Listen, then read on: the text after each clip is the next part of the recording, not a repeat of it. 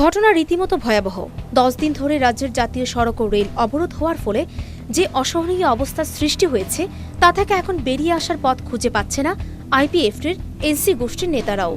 কারণ সূত্রের খবর, অবরোধ আন্দোলনের রেশ এনসিদের হাতেও এখন আর নেই।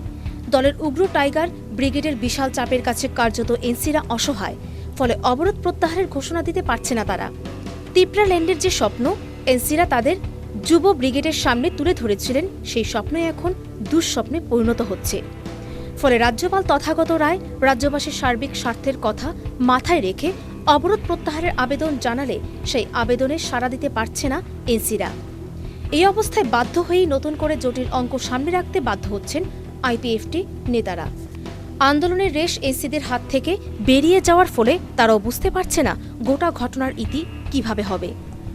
বর্মরাতে আইপিএফটির আন্দোলনের বেস ক্যাম্পে খাদ্য সামগ্রীর বিশাল আকার স্টক এবং তাদের ছাউনিগুলি বলে দেয় সহজে তারা অবরোধ প্রত্যাহারের মানসিকতায় নেই।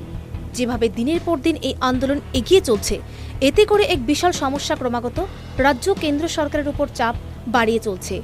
রাজ্যপালের আবেদনের পর আশা করা গিয়েছিল হয়তো এনসিরা বুধবার অবরোধ তুলে নেবেন, কিন্তু এদিন নতুন শর্ত ফের সামনে রেখে আন্দোলনকারীরা বুঝিয়ে দিলেন অবরোধ প্রত্যাহার হচ্ছে না খুব শীঘ্রই।